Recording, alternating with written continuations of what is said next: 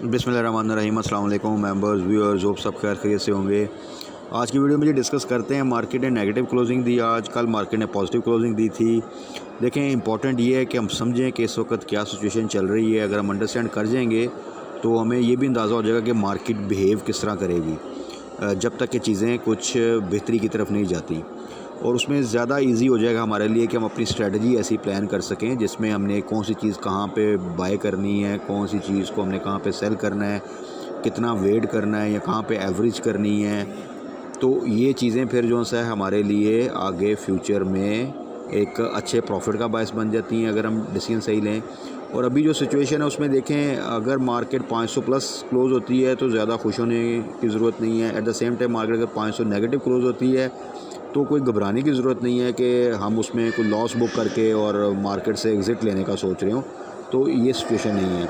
हमने in between जो है ना प्ले करना है। और अभी क्योंकि मार्केट थोड़ी सी रेंज बाउंड हो चुकी है, जो कि एक्सपेक्टेड था, जो सूरत हाल चल रही थी, तो जब तक कि चीज़ें दोबारा से क्लियर नहीं होती इंटरेस्ट रेट के हवाले से, डॉलर के हवाले से, गवर्नमेंट पॉलिसी के हवाले से, इन्वेस्टमेंट के हवाले से, तब तक थोड़ा सा हमें वेट करना पड़ेगा। और ये वो टाइम होता है जहाँ पे आप अपॉर्चुनिटीज़ को जो है सर्च आउट करते हैं और उनको ग्रैब करते हैं। तो ये चीज़ें थोड़ी सी आज जो है वो डिस्कस कर लेते हैं।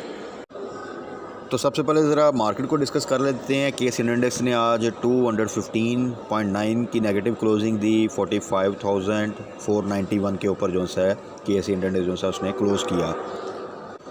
कल पॉजिटिव क्लोजिंग थी, आज मार्केट ने स्टार्ट तो पॉजिटिव लिया। आपने देखा कि अगर आप ये देखें ग्राफ में तो most of the time market जो है वो पॉजिटिव साइड पे जाते जाते फिर आस्ता एंड पे देखें आप जो ट्रेडिंग सेशन है, ख़ास तौर पे अगर आप देखें तकरीबन 12 बजे के बाद से 1 के दरमियान, उसके बाद मार्केट जो है फिर वो एक लीनियर सा थोड़ा सा उसने एक मूवमेंट बनाई है। और फिर एंड में जो है आप देखें 3 बजे के बाद वो फिर डाउन साइड पर जो है वो गई है। तो इसमें देखें सिचुएशन वही हो गई है कि वॉल्यूम कम हो चुके हैं मार्केट में, कॉशियस अप्रोच आ चुकी है। अब क्योंकि नया मंथ स्टार्ट हुआ है तो उसके अलावा 14 को जो सी है वो मॉनेटरी पॉलिसी है, यानी कि आप देखें वो भी करीब आती जा रही है। सब एक्सपेक्ट कर रहे हैं कि एक एग्रेसिव इंटरेस्ट रेट हाइक जो सा वो होगा। कुछ जो आर्मी चीफ़ के हवाले से जो है वो न्यूज़ आई जिसमें इन्वेस्टमेंट के बारे में कहा गया, स्मगलिंग रोकने के बारे में कहा गया, डॉलर को कंट्रोल करने के बारे में कहा गया। उसकी वजह से मार्केट में अगर आप देखें तो डॉलर वाली साइड पे तो थोड़ा सा डिप आया है उसकी प्राइस में, लेकिन ओवरऑल कोई ऐसी सिचुएशन नहीं हुई कि मार्केट जो है वो आज कोई 600 पॉइंट प्लस पे चली गई है। क्योंकि मार्केट जो है इन चीज़ों को बहुत ज़्यादा अब मैच्योरिटी के साथ लेती है कि आपको याद होगा कि आईएमएफ की डील जो सी थी वो कोई 1.5 साल लगा उसको मैच्योर होने में। और उसमें बहुत सी न्यूज़ आती थी कि जी इस वीक में जो सा वो साइन हो जाएगा। इंटरेस्ट रेट एग्रेसिव इंक्रीज़ होता था और बताया जाता था कि इसीलिए किया गया है कि अभी हमारी नेक्स्ट वीक में ना वो आईएमएफ के साथ एग्रीमेंट साइन होना, बट वो फिर नहीं होता था। तो मार्केट अब जो है वो कुछ प्रैक्टिकल स्टेप्स की तरफ जो है वो जब चीज़ जाती है तो फिर उसको जो है ना वो एक पूरा एब्जॉर्ब करती है properly. At the same time market कोई नेगेटिव न्यूज़ आती है तो उस पर असर भी लेती है, लेकिन कोई ऐसी सिचुएशन भी नहीं आई। हालांकि आप देखें तो अभी इस वक्त जितनी इन्फ्लेशन हुई, जिस तरह पेट्रोल प्राइसेस बढ़ी, जिस तरह डॉलर बढ़ा है, तो मार्केट जो है उसने एक जगह पे जाके दोबारा से थोड़ी सी सपोर्ट ली है और अब दोबारा से वो एक रेंज में मूव करना स्टार्ट हो चुकी है। तो इस पूरे सिनेरियो में देखें ज़रूरी ये होता है कि इंडेक्स ने एक अपनी मूवमेंट बनानी है और उसका डेफिनेटली एक इम्पैक्ट हर स्टॉक पे जो है वो आता है। लेकिन उससे ज़्यादा ज़रूरी होता है कि आपने जो स्टॉक जब बाय किया था और उसके बाद उसमें एक अच्छा प्रॉफिट आपको मिल रहा है तो वहाँ पे क्या आपने प्रॉफिट टेकिंग की या स्टॉप लॉस लगाया या आपकी स्ट्रेटजी क्या थी, आपने उसको लॉन्ग टर्म के लिए पे आउट के लिए रखा है, तो वो एक अनदर सिनेरियो है। उसमें ठीक है, अगर आपने अच्छे लेवल पे बाय किया है तो फिर आपको ये छोटी मोटी वॉलेटिलिटी से या अप एंड डाउन से वो फ़र्क नहीं पड़ना चाहिए। आप उसको लॉन्ग टर्म के लिए ही होल्ड करें, उसके पे आउट्स लें, उसकी कैपिटल गेन लें और वो फिर साल बाद 2 साल बाद देखा जाएगा कि वो ओवरऑल कितना उसने अच्छा बेनिफिट दिया। और अगर आपने अच्छे रेट पे बाय किया होगा तो डेफिनेटली अच्छे स्टॉक जो हैं वो आपको कैपिटल गेन भी देते हैं और साथ में पे आउट भी देते हैं। अगर आपने शॉर्ट टर्म के लिए बाय किया था तो फिर आपने देखना होता है कि आपने जहाँ पे बाय किया तो आपको शॉर्ट टर्म में उसमें गेन मिल रहा है तो वो क्या वहाँ पे आपने एग्ज़िट लिया या स्टॉप लॉस लगाया, या वो एक प्रॉपर गेन आपको 15, 16, 20% का आया था और उसके बाद से वो डिप लेता रहा और आपने एग्ज़िट नहीं लिया और विदाउट एनी रीज़न एग्ज़िट नहीं लिया। या तो ये होता है कि उसकी कोई न्यूज़ आ रही है, उसका कोई रिज़ल्ट आना है जिसमें उसने अच्छी अनाउंसमेंट देनी है या पे आउट देना है, तो उसका आप वेट कर रहे थे या आपने वैसे ही रखा कि दोबारा ऊपर जाएगा तो मैं बेचूंगा और वो उसके बाद ऊपर नहीं या नीचे चला गया। तो वो फिर एक डिफरेंट स्टोरी बन जाती है। इसी तरह अगर आपने कोई स्टॉक स्विंग ट्रेड के लिए है तो स्विंग का मतलब ही ये होता है कि वो एक लो प्राइस को टच करेगा, उसके बाद एक हाई प्राइस को टच करेगा, फिर वापस आएगा।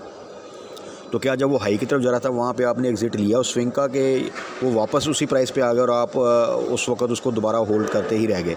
तो ये 2-3 जो ट्रेडिंग स्ट्रेटजीज़ हैं उसके अकॉर्डिंगली आपने अपना डिसीजन लेना होता है, और हर स्ट्रेटजी का एक अपना डिसीजन होता है, उसकी अपना एंट्री लेवल होता है, उसका अपना एग्ज़िट लेवल होता है। तो अगर आप जिस पॉलिसी के तहत बाय कर रहे हैं और उसी पॉलिसी के तहत फिर आगे आप एक्ट कर रहे हैं तो फिर तो वो ठीक चलेगा। लेकिन अगर आप ले स्विंग ट्रेड के लिए रहे हैं और उसको फिर होल्ड ही करते जा रहे हैं तो वो स्विंग ट्रेड्स आती रहेंगी और आप उसमें से कुछ गेन नहीं कर सकेंगे। इसी तरह अगर आप लॉन्ग टर्म के लिए ले रहे हैं और अगर आप पैनिक में आके उसको थोड़े से वो जब नीचे जाता है और लॉस में सेल कर रहे हैं तो वो भी आपको कभी फ़ायदा नहीं देगा।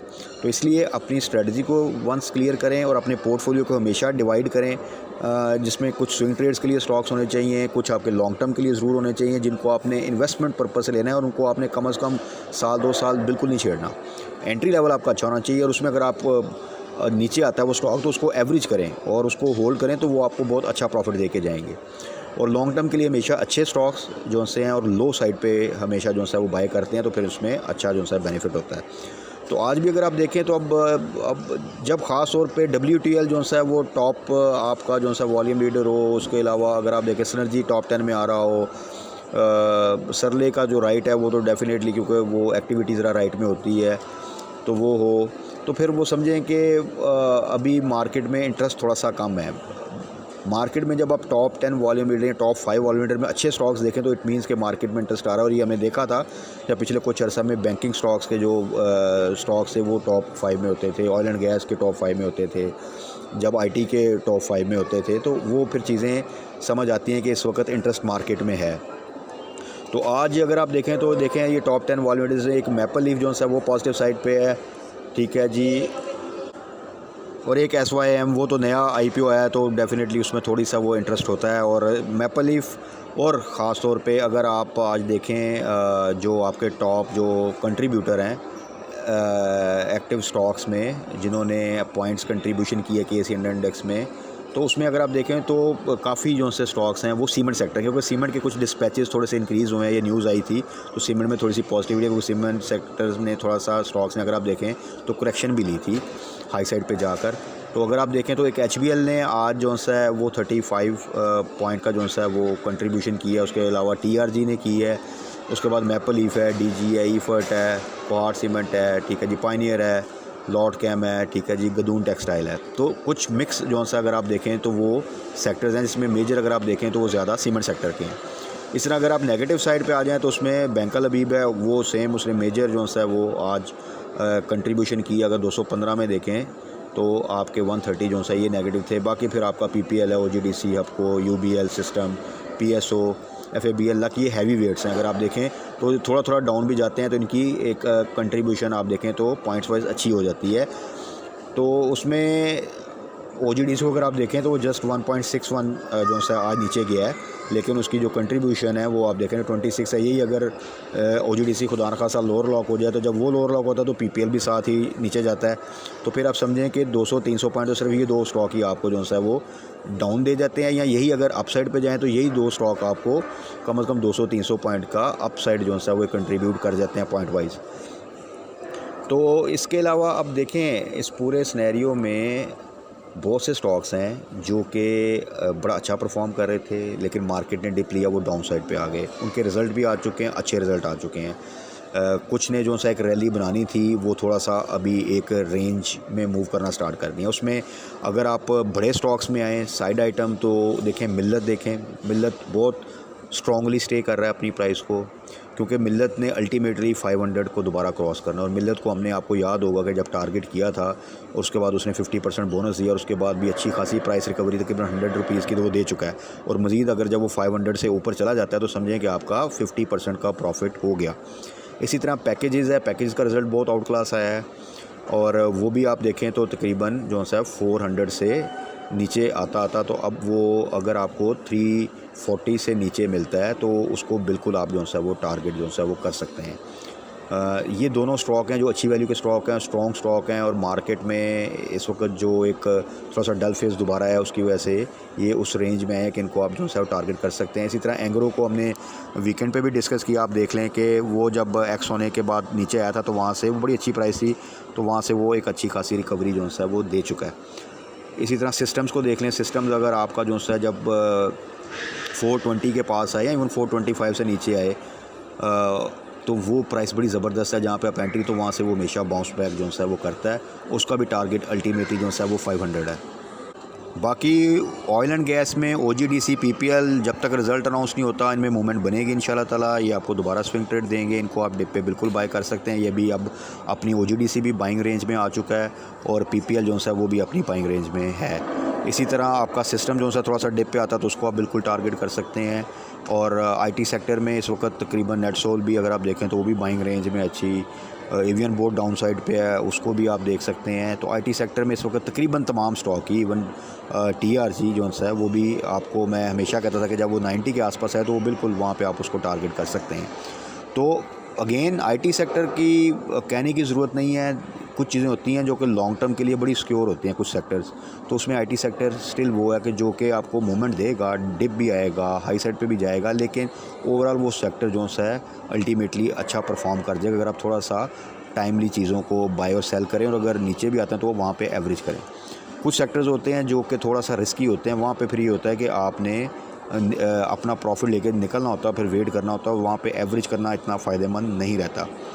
तो ये चीज़ें इसमें ऑयल एंड गैस और IT सेक्टर, इसमें आप बिल्कुल जो है ना वो प्ले कर सकते हैं, ख़ास तौर पे IT सेक्टर में। और ऑयल एंड गैस में आप OGDC और PPL को भी बिल्कुल जो है वो टारगेट कर सकते हैं।